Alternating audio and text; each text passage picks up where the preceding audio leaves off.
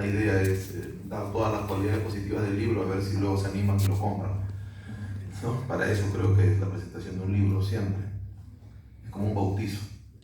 En este caso vamos a bautizar a su hijo Creyentes, no creyentes, y el curso de religión en el Perú, que es una segunda edición que tenemos aquí en la mano, que es una edición del grupo editorial de filosofía aplicada del Perú.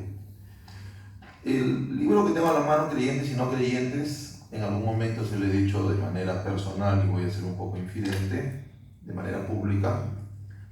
Hay 4 capítulos bien logrados que bien pudieron haber sido 4 libros. No, yo le digo a Manuel, no entiendo por qué te has apresurado en apretar tanto. 4 temas que en realidad pudieron haber sido una saga de libros muy importantes, que todos tienen un hilo conductor, pero que en realidad pudieron haberse desarrollado de forma independiente y que no hubiese perdido ese aporte del autor.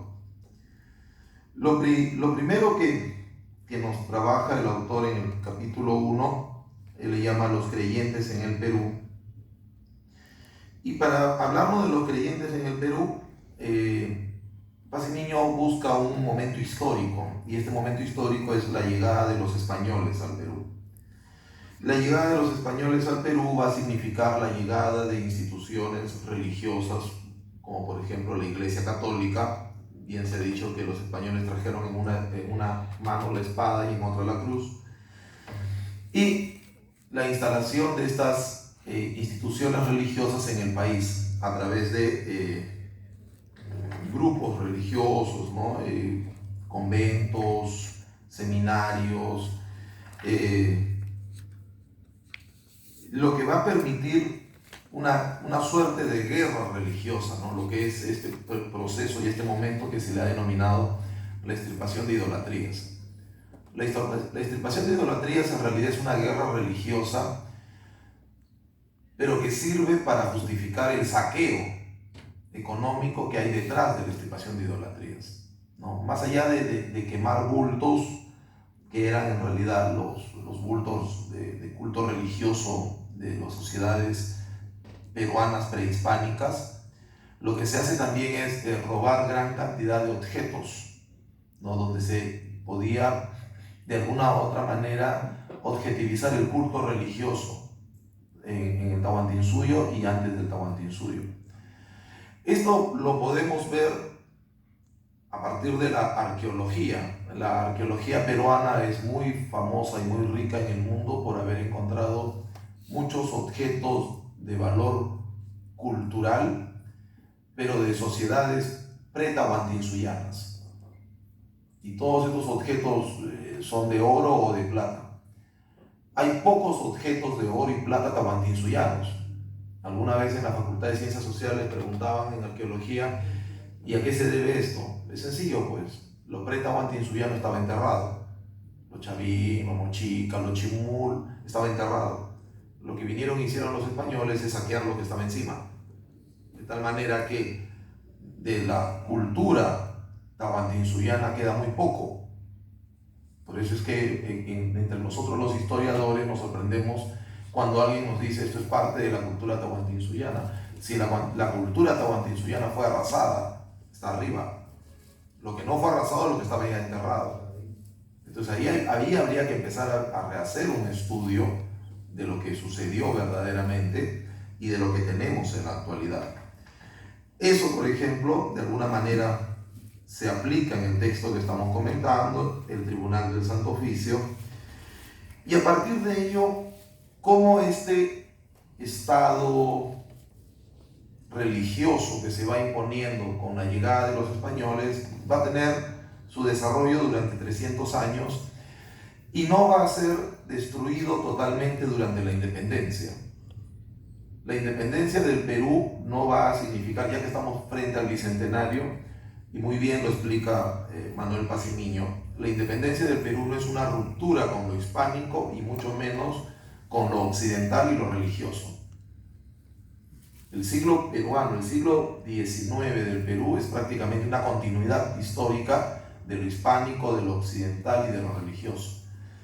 ¿Dónde empieza así a surgir una ruptura?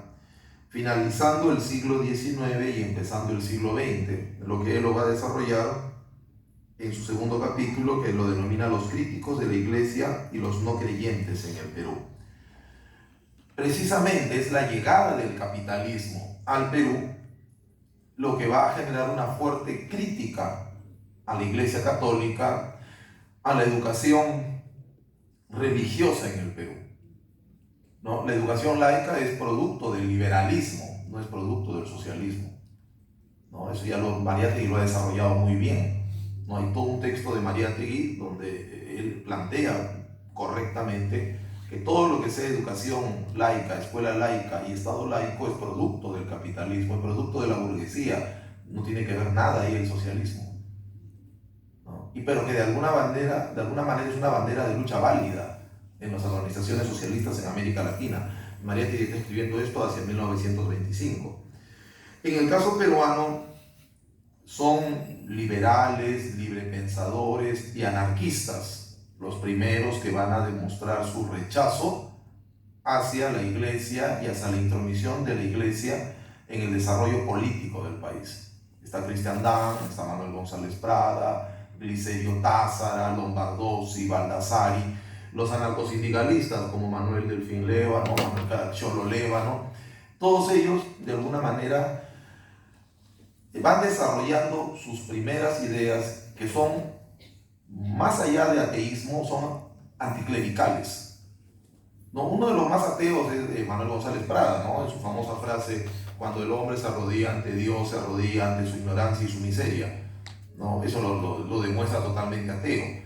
Pero en el Perú, más que ateísmo, hubo anticlericalismo, ¿no? El anticlericalismo es muy fuerte en el Perú, finalizando el siglo XIX, finalizando el siglo XIX y empezando el siglo XX. Y esto también se debe a la presencia de toda una nueva generación de peruanos, hijos de inmigrantes europeos y asiáticos, no católicos, que están empezando a luchar por su derecho como peruanos.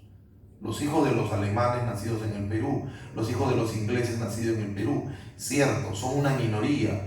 La migración europea y la migración asiática al Perú es de minorías.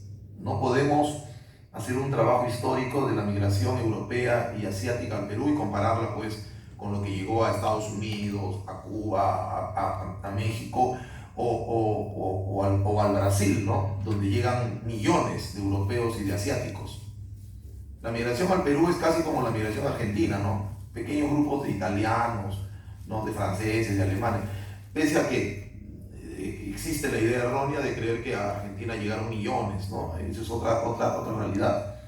Pero esos europeos que se incorporan al Perú no se incorporan a los sectores populares, se incorporan a los sectores dominantes.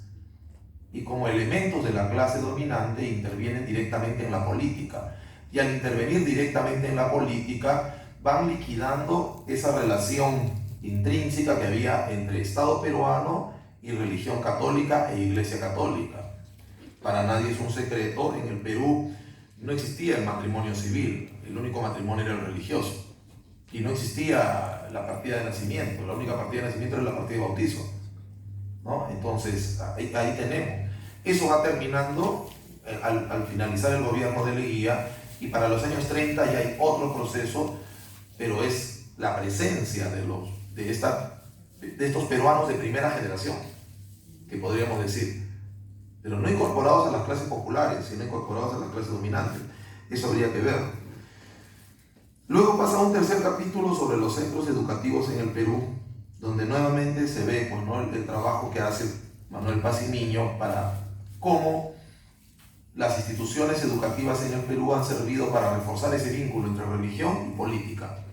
No olvidemos que estamos en San Marcos, universidad que fue creada precisamente para formar sacerdotes y abogados, ¿no? Sacerdotes para seguir evangelizando estas tierras y abogados para justificar el sistema colonial, ¿no? De tal manera que las universidades en el Perú son producto de este proceso y los colegios también.